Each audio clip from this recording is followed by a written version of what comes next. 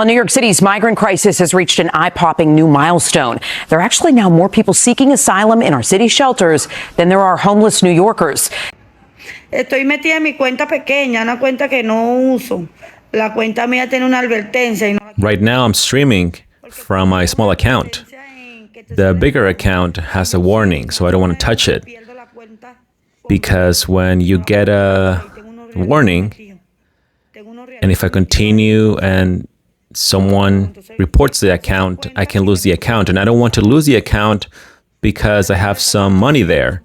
So I am letting it rest, and then I use the other accounts I have, the other TikTok accounts. I made around $1,000 this week on TikTok, on that account. How do I make money there? Well, because my videos get a lot of views, and I have over 100,000 subscribers. So I'm viral, and TikTok pays you for the gifts you receive, plus the views. Well, hello everyone. That's correct. This migrant recently stated that she made somewhere between $800 to $1,000 in a week on TikTok. In case you forgot or you don't know her, this is Evelyn.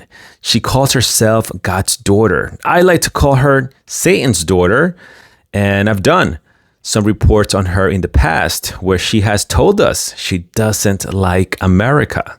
Here she's reading a comment that says, "You are suffering. You want the American papers." And she replies, "Mommy, I don't want any American papers. I have the best papers.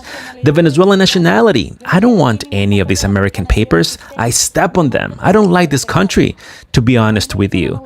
The only thing I like about this country is the dollar. Nothing else. I don't like this country." She said all of those things while living at a shelter in New York City. However, we have a major update from this migrant. She moved out of the shelter. That's right. Isn't that fantastic? However, guess what, guys? She's now living in a hotel in Brooklyn, New York. Can you believe it? But before we jumped into all of the details of where some of your taxpayer dollars are going, it is time to announce the Donkey of the Week. On Friday, Kamala Harris visited the southern border.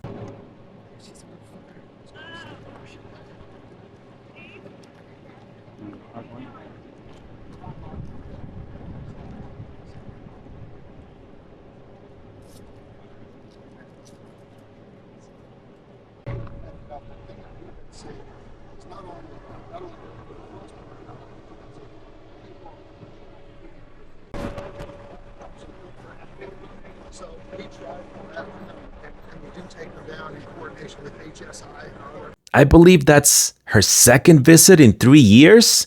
And let's not forget the previous statements she has made on this topic. I'm not going to vote for a wall under any circumstances. This issue is about a vanity project for this president. Right. And I think there's no question that we've got to critically re-examine ICE and its role and the way that it is being administered and the work it is doing. We're not going to treat people who are undocumented across the border as criminals. On the subject of transnational gangs, let's be perfectly clear. The president's medieval vanity project is not going to stop them. We are going to the border. We've been to the border. So this whole thing about the border, we've been to the border. You haven't been to the border. And I haven't been to Europe. It's truly disgusting, but do I need to say more? She definitely deserves the biggest hee-haw for this week.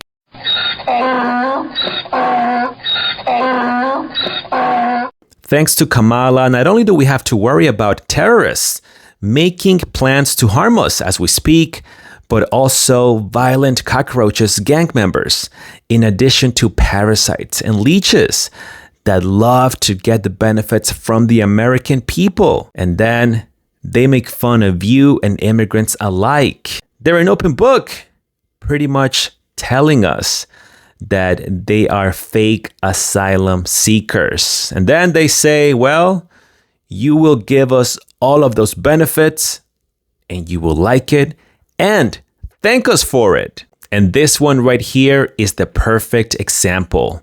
Indeed, I'm a migrant, and in a week, I made around $1,000 on TikTok while living in a hotel in Brooklyn, New York. Now, I know you Americans are going broke, but don't worry. I just need to get these benefits and as much cash as I can, and I promise you, all of my asylum problems will magically be gone. And then I will return to my home country and you'll never see me again. Wow. This truly makes me sick. But we have to report on it because we are being forced to pay for this nonsense. Let's get started.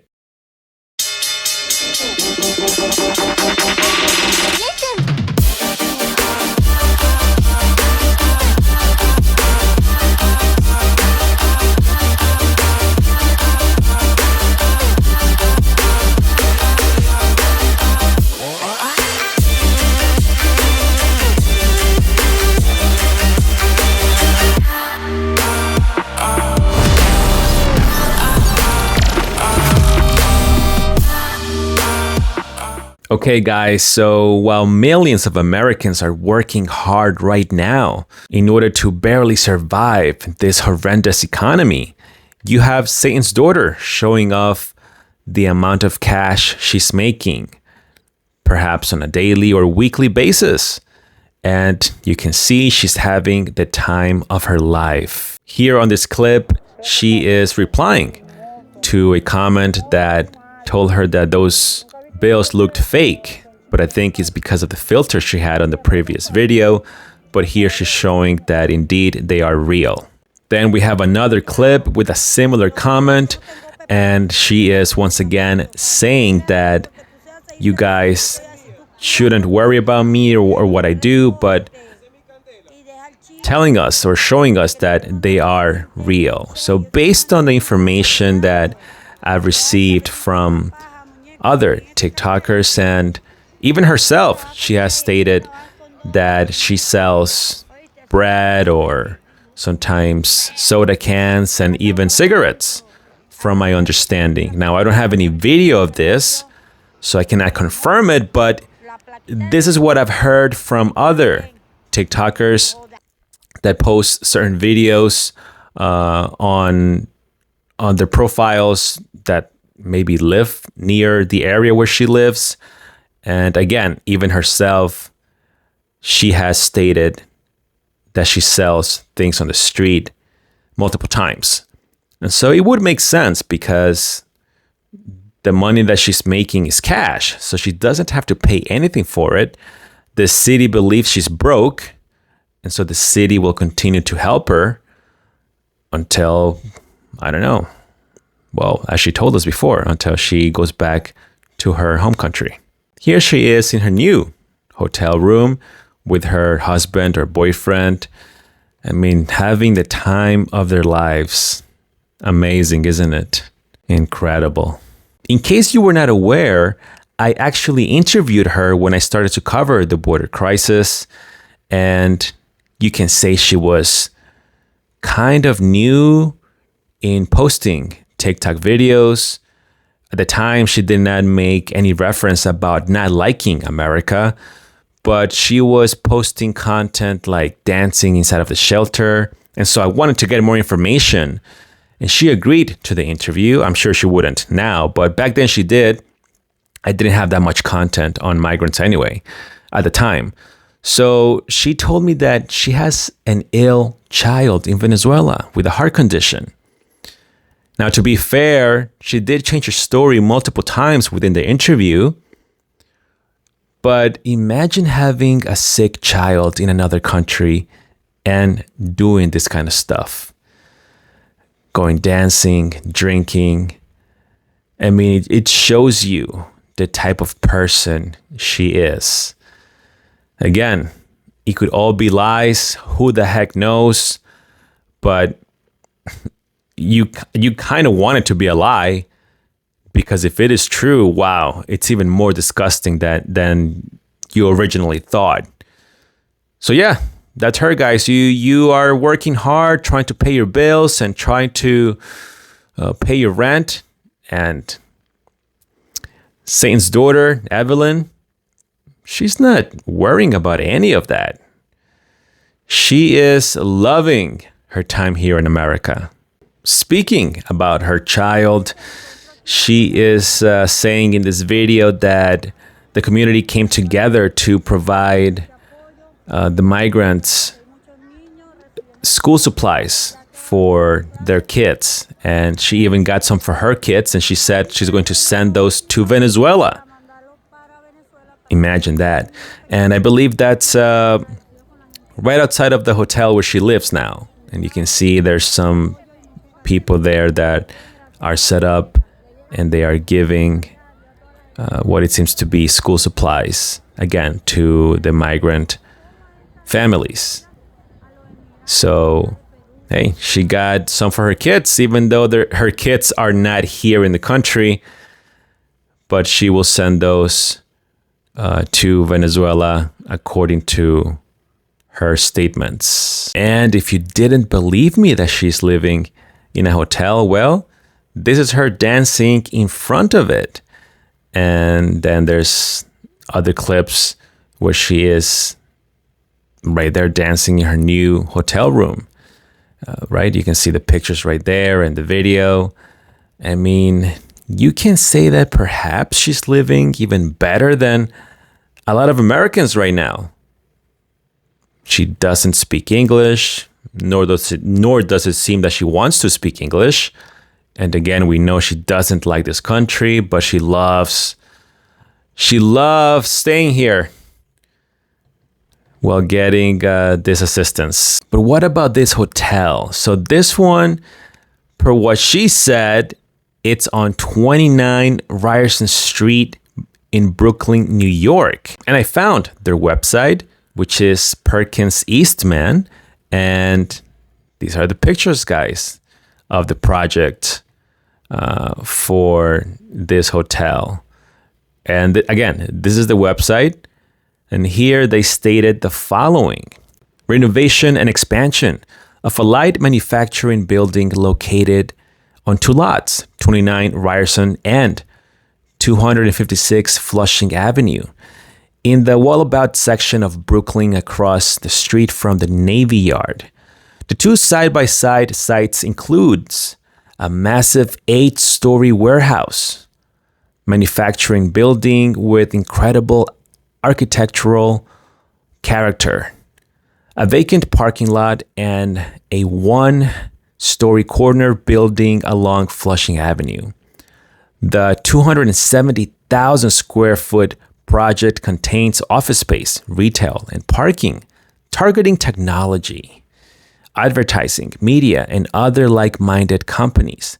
The building will feature tenant amenities such as a 4,000 square foot atrium and 15,000 square foot of roof terraces with views of Manhattan, Brooklyn, and Queens. The client's goal is to renovate the existing landmarked building for commercial use and lease to creative and technology-based companies that are drawn to the area for spaces exactly like this.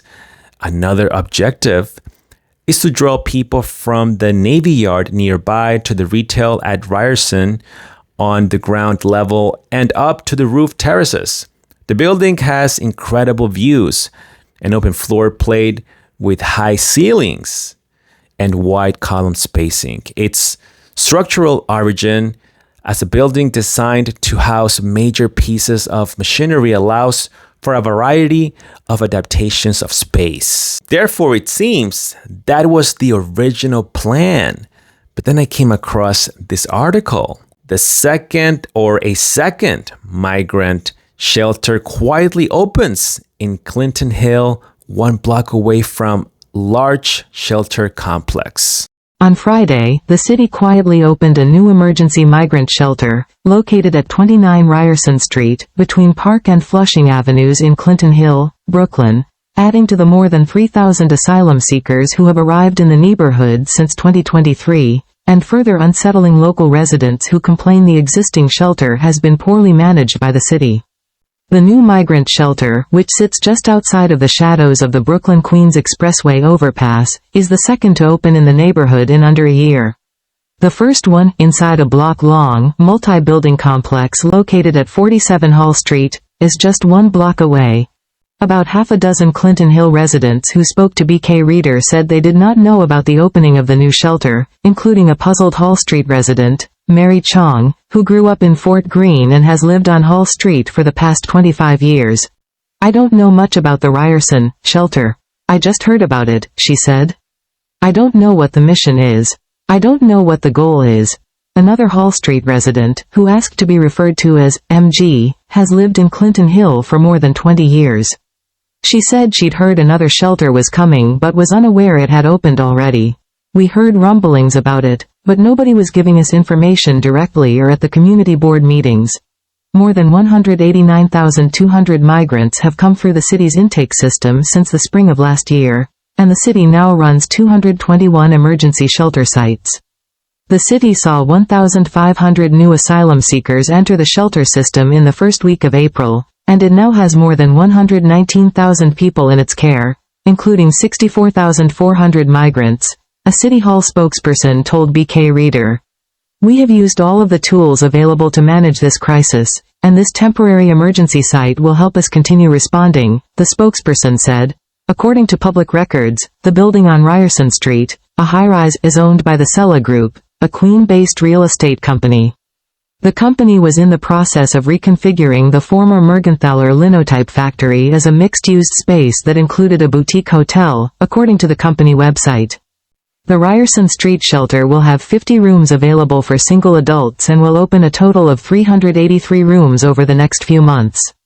At capacity, the shelter will house 765 people, with 2 people in each room, according to the spokesperson at City Hall. This is insane. Well, 2 people per room makes sense. We saw her in the room with her boyfriend or husband, whatever. So yeah, seems like they are already doing that. It's incredible, the accommodations they are getting. Unbelievable. I'm speechless.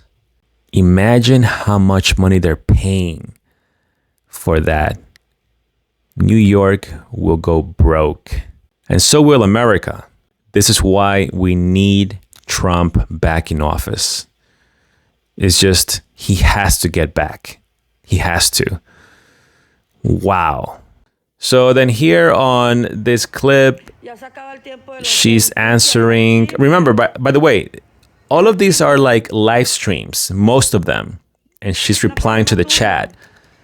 So this one, here she's saying, "Why are you guys asking me about the hotel where I am? You think I'm going to get deported? You will get deported," she says. "I have my TPS approved and my asylum, and I already applied for asylum.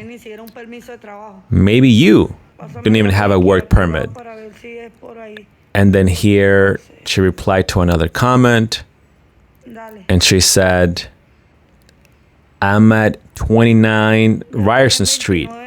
So she confirmed that she is at the 29 Ryerson Street hotel in Brooklyn, New York. That's our confirmation right there. So here she says, "Right now I'm streaming from my small account because the large account, the big account, has a warning. And so when your account is on the red, if I continue posting and someone reports my big account, I can lose the account, and I don't want to lose it because I have some money there. That's why I'm letting it rest, and I'm using the small account right now. I made like 800 this week. You can say around 1,000. I made close to 1,000 this week.